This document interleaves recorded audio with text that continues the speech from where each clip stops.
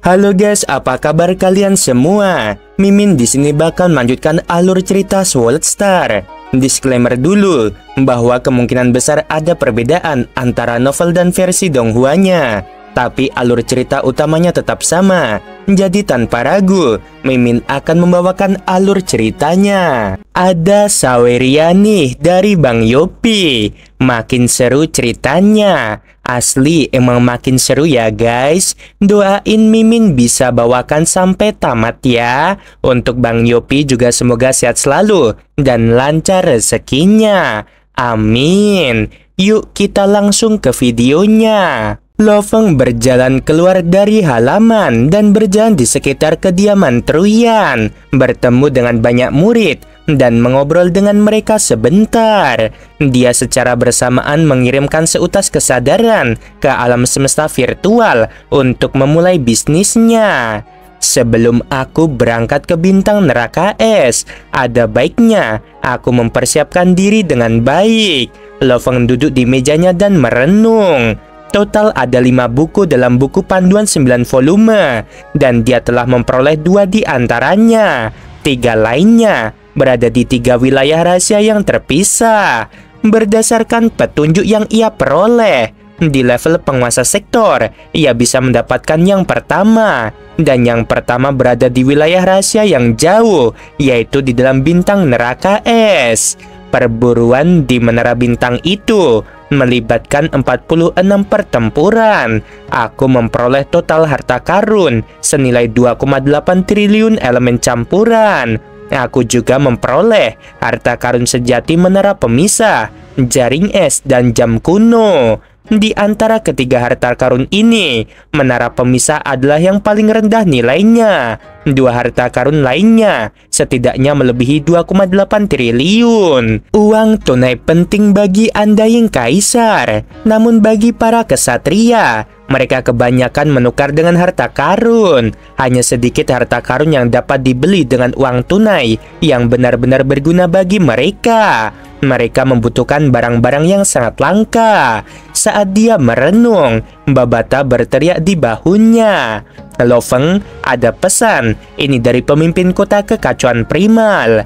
Intinya adalah kamu tidak boleh membocorkan rahasia Kaisar Sungai Pedang. Saat itu, 108 manajer aliansi Hong mungkin telah secara resmi mengundangmu ke dalam aliansi, tetapi tidak seorang pun dari mereka yang memiliki hak untuk melihat rekamanmu. Oleh karena itu, tidak seorang pun tahu bahwa kamu adalah Kaisar Sungai Pedang. Identitas anggota aliansi dirahasiakan karena 108 manajer tidak bisa mendapatkan informasi terperinci, terutama para pejuang manusia yang kuat. Para pemimpin kuil dari ras lain tidak akan pernah bisa mendapatkan informasi rahasia umat manusia. Hanya para pemimpin kuil manusia yang bisa melihatnya. Karena kamu telah melewati gunung langit primal tingkat penguasa sektor, kamu dapat segera memasuki aliansi. Aku akan mengatur lokasi khusus untukmu. Setiap kali kamu memasuki aliansi, kamu dapat memilih apakah kamu akan masuk sebagai Kaisar Sungai Pedang atau sebagai Lo Feng di tempat baru. Mulai sekarang, aku akan punya 2 identitas. Lo Feng tertawa membaca pesan itu. Kamu seharusnya bangga. Pemimpin kota secara pribadi mengatur agar kamu memiliki 2 identitas dalam aliansi Hong. Babata seukuran kepalan tangan di bahunya berteriak keras. Identitas Kaisar Sungai Pedang memang mengejutkan karena kekuatanmu yang sebenarnya jauh melampaui banyak batas Kaisar, bahkan mendekati Seven Blade dan Lightfall. Dulu ketika aku mengikuti gurumu di seluruh alam semesta, kami menghormati prajurit seperti dirimu, dan kami tidak berani menyinggung prajurit sepertimu. Lo Feng tertegun. Dia ingat bahwa dia harus membantu Huyanbo dalam membalas dendam. Bagaimanapun juga, Huyanbo telah memberinya bantuan besar pada awalnya.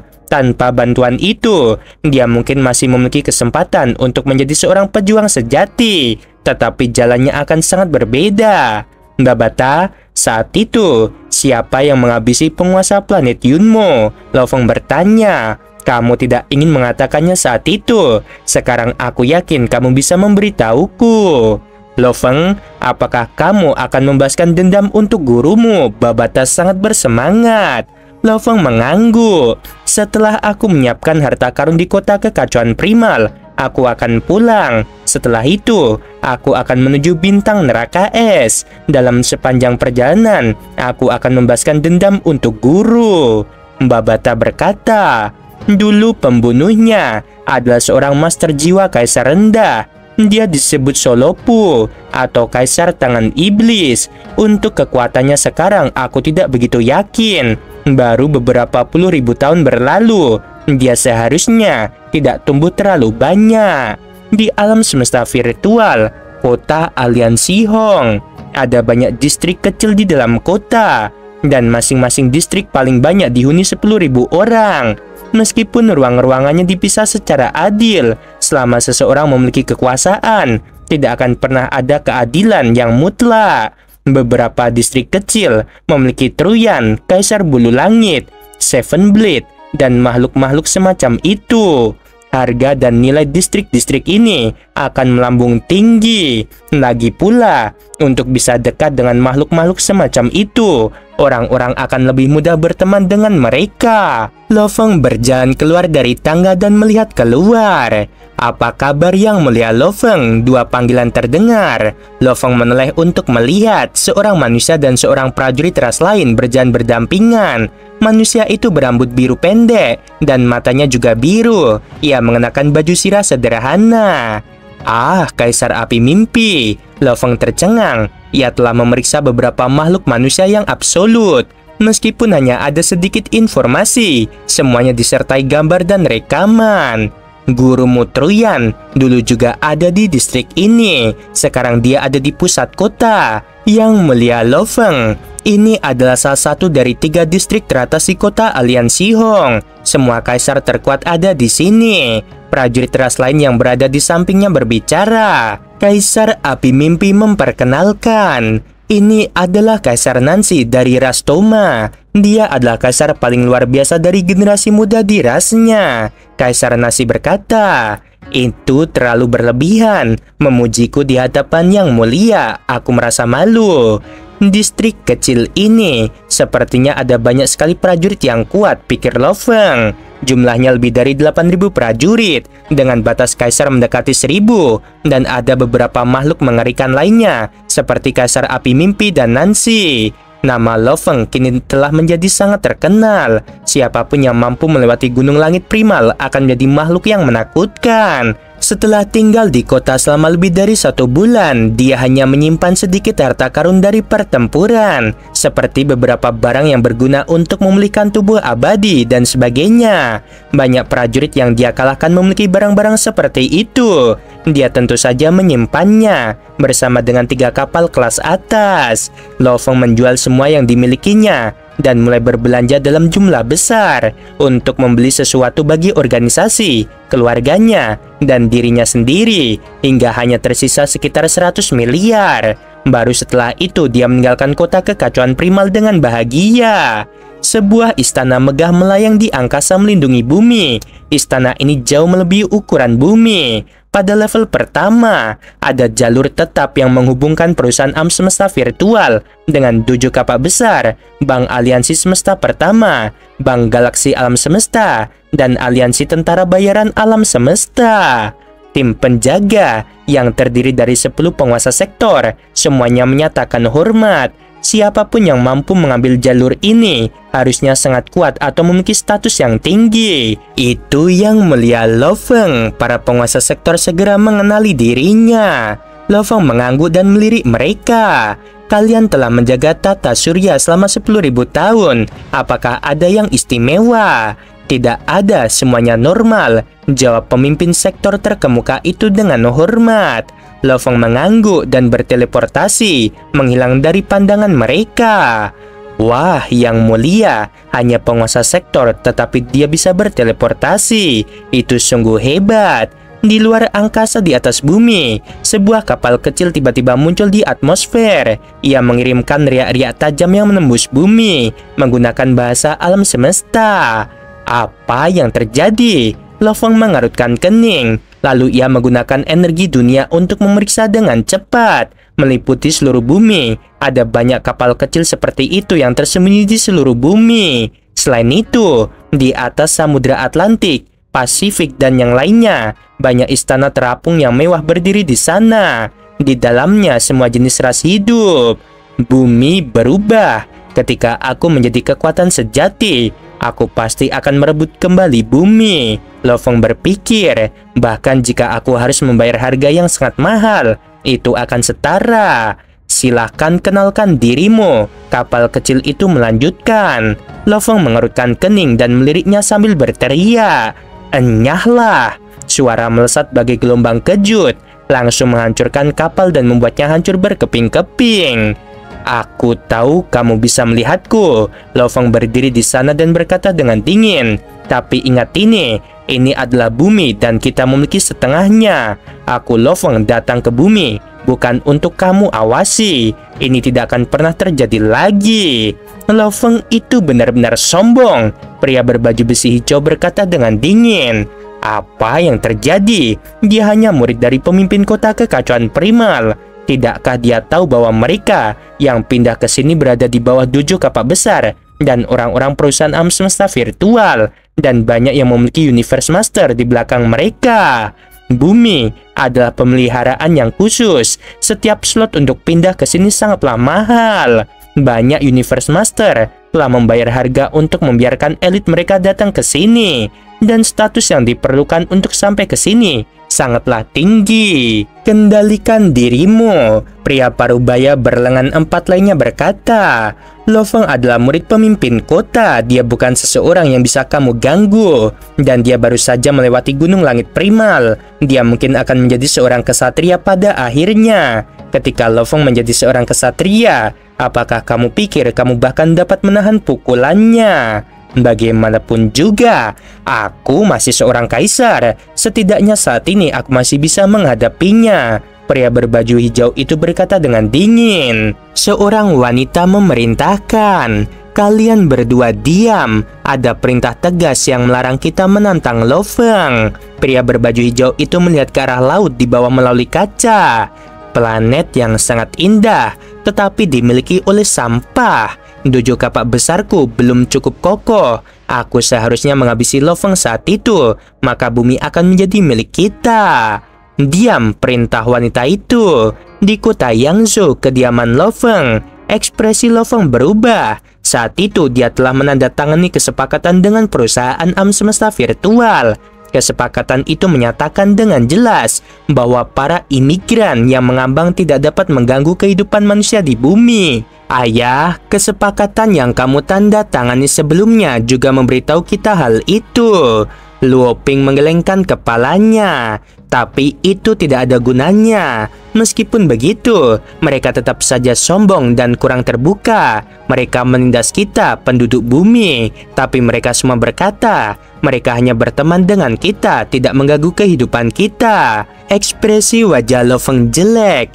Ia memang benar saat kembali kali ini. Jelas bahwa kelompok imigran itu sangat arogan. Berlaku seperti itu kepadanya, apalagi kepada orang lain. Lo Feng, Shushin berkata dengan lembut, "Semua imigran ini memiliki latar belakang yang sangat besar. Mereka terlibat dengan keluarga-keluarga super di alam semesta. Banyak yang kudengar dari mereka yang berasal dari jajaran atas 7 kapak besar dan perusahaan alam semesta virtual." Lo Feng mengamuk. "Ayah, semenjak ayah melewati gunung langit primal, mereka sebenarnya sudah sedikit bisa mengendalikan diri. Tidak berlebihan," kata Luo Ping. "Apa maksudmu tidak berlebihan? Mereka tidak punya hak untuk menindas kita." Lo Feng mengerutkan kening. Meskipun dia sangat marah saat ini, dia belum menemukan solusi yang tepat untuk mengatasi masalah tersebut. "Kembalilah dan beristirahatlah, biarkan aku berpikir," kata Lo Feng. Luo Ping dan Luo Hai bertukar pandang dan pergi, meninggalkan Shushin bersama Lo Feng di Samudra Pasifik di dalam kota terapung yang besar. "Apa urusan Lo Feng?" Pria bersayap hijau itu duduk di singgasananya, mengusap sandaran kursi sambil matanya berbinar tajam. "Tuan, jangan marah." Seorang wanita berjubah sederhana dengan rambut ungu tersenyum dan berjalan mendekat. Dia adalah murid dari pemimpin kota kekacauan primal. Wajar saja kalau dia sombong. Namun tidak peduli seberapa sombongnya dia tidak bisa melakukan apapun terhadap kita. Para imigran dari kota terapung ini berasal dari 5 Leviathan. Dengan banyaknya murid dari keluarga Universe Master, meskipun mereka hanyalah generasi selanjutnya, mereka tetap bukan orang yang bisa dihadapi oleh Lo Feng. Baru kemudian, lelaki itu tersenyum dengan lambaian tangannya. Wanita berambut ungu itu terbang dan mendarat di pangkuannya. Mereka akan terlibat dalam Tiba-tiba terdengar suara. Kaisar Jili, pria berbaju hijau itu mengerutkan kening dan melihat keluar. Dia tidak puas. Kaisar Feng Chen, ada apa? Seorang pria berlengan 4 berjan memasuki aula. Suaranya menggelegar. Jili, apapun yang terjadi, Lo Feng masih menjadi bagian dari perusahaan alam semesta virtual kita, dan dia adalah murid dari pemimpin kota kekacauan primal. Jangan berlebihan. Jika keadaan menjadi kacau, apakah kamu bisa mengatasinya? Aku tidak percaya dia berani macam-macam denganku, kata Jili sambil berdiri dengan galak. Feng Chen menatapnya dengan dingin. Jili, jelaskan ini. Meskipun kamu adalah generasi penerus dari seorang Universe Master, keluargamu telah ada selama triliunan tahun. Anggotanya telah mencapai jumlah yang tak terhitung jumlahnya. Meskipun kita adalah kaisar dan kita adalah elit keluarga, namun elit sejati tidak akan diatur ke bumi untuk melindungi sekelompok bayi. Jili hendak menyela.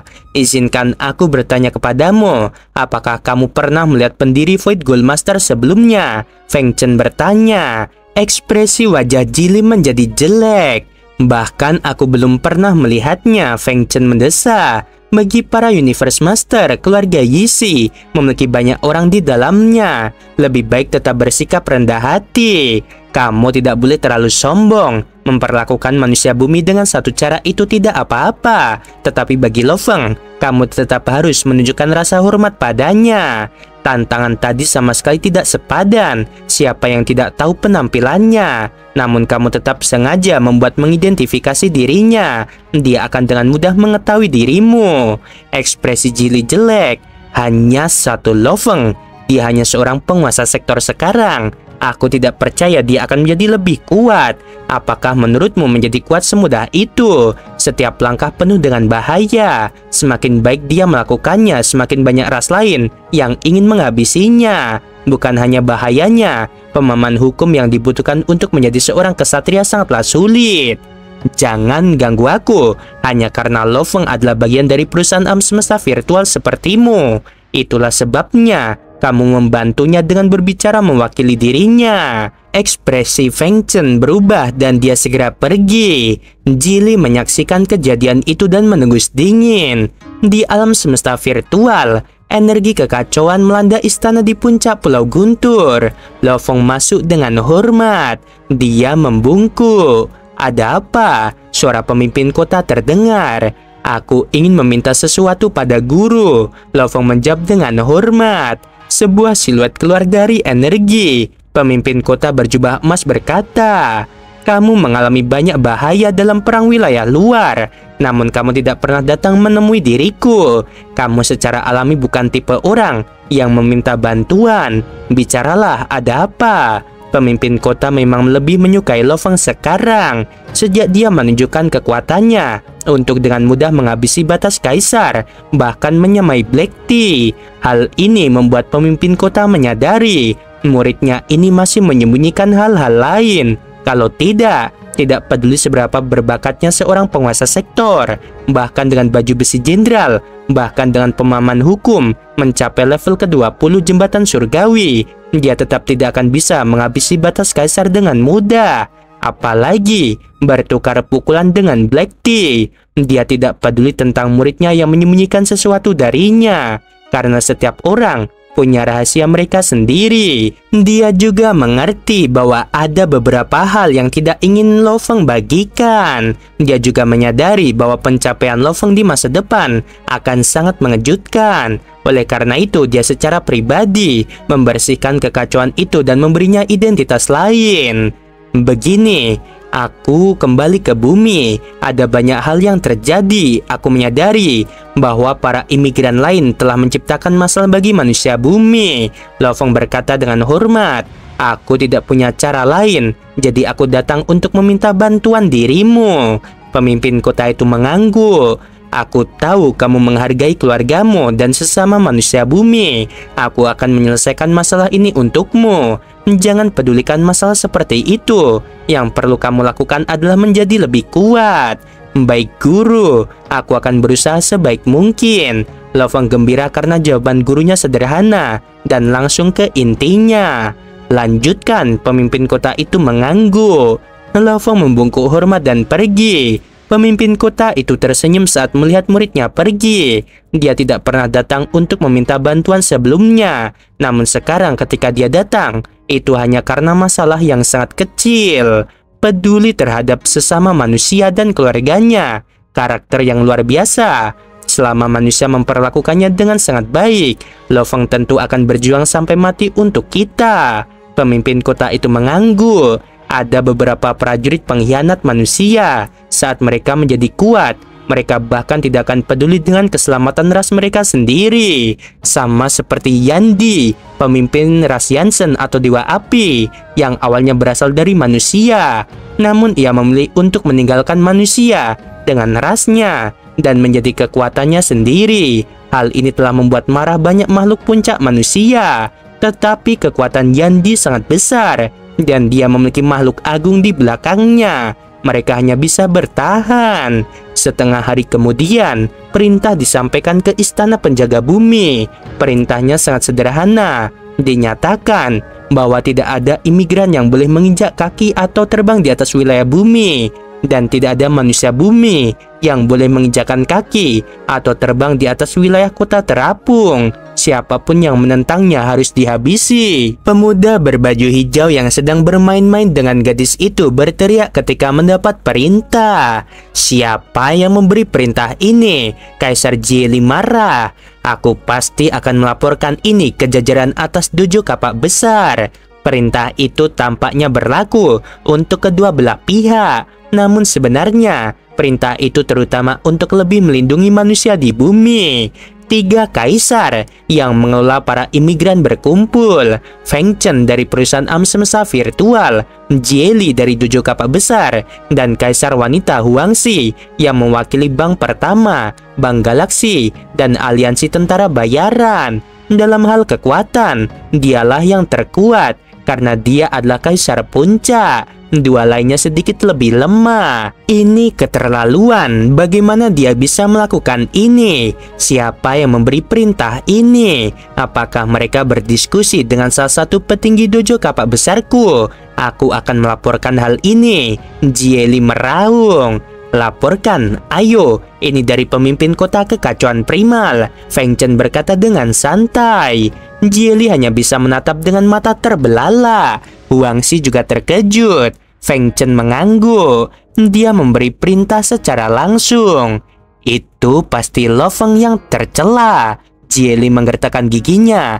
Ia merasa semakin cemburu sekarang. Ia telah mencapai tingkat kaisar, namun ia tidak pernah mendapatkan kesempatan untuk bertemu dengan pemimpin keluarganya, yaitu Void Gold Master. Namun Lo Feng dapat dengan mudah membuat pemimpin kota memberikan perintah seperti itu. Seberapa besar perbedaan mereka? Tiba-tiba, energi yang sangat mengerikan menyebar ke seluruh bumi. Siapa itu? Ketiga kaisar itu melesat ke udara di atas kota terapung mereka. Mereka mengamati sekeliling. Dengan penglihatan mereka, mereka dapat dengan mudah melihat ribuan kilometer jauhnya. Ketiganya tercengang. Tanaman merambat yang megah telah tumbuh dari benua bumi. Setiap benua memiliki banyak tanaman merambat. Tingginya menembus atmosfer. Puluhan ribu kilometer tingginya. Ketiga kaisar dengan mudah melihat ratusan tanaman merambat.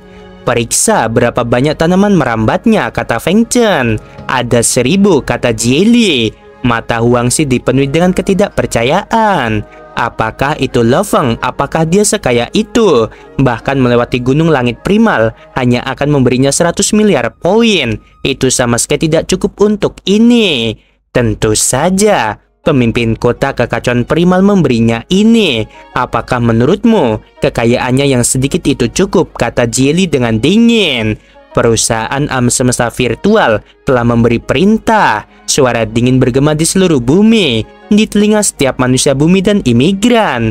Mulai sekarang, tidak ada imigran yang diizinkan memasuki wilayah daratan, dan tidak ada manusia bumi yang diizinkan memasuki wilayah lautan atau kota terapung. Siapapun yang menentang akan mati.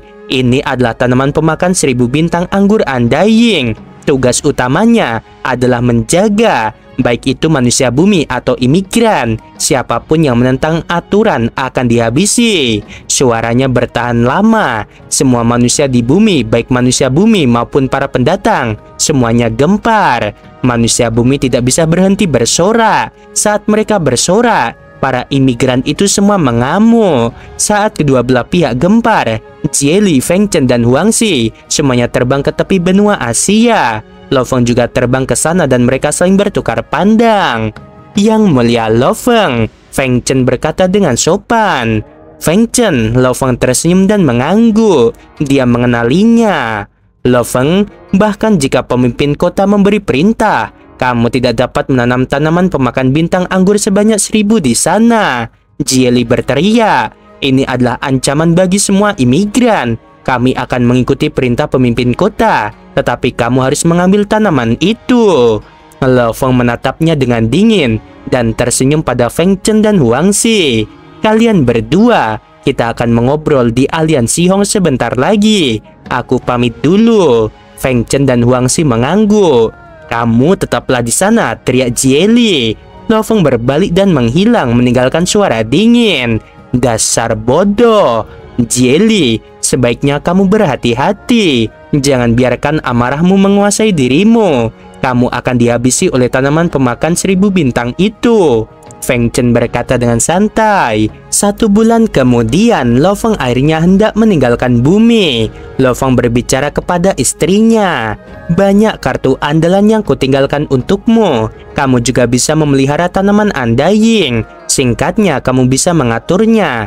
Aku serahkan keluarga padamu. Xu Xin mengangguk. Dalam hatinya dia merasa kehangatan. Sang suami menjelajahi alam semesta, sementara dia memperhatikan rumah. Di dalam alam semesta yang gelap, sebuah kapal serangga lapis baja jahat terbang dengan cepat. Ini adalah salah satu dari 3 kapal teratas yang diperoleh Lo Feng saat ia memburu para kaisar. Kapal hidup ini dalam keadaan normal, hanya kaisar ras lain yang dapat menggunakannya. Di dalam ruang kendali, pertama-tama kita akan pergi dan berhadapan dengan kaisar tangan iblis. Lalu kita akan menuju ke daerah rahasia yang jauh, yaitu bintang neraka es, perintah Lo Feng. Oke guys, sampai sini dulu. Sebelum video berakhir, Min mau bilang sungguh membagongkan. Terima kasih.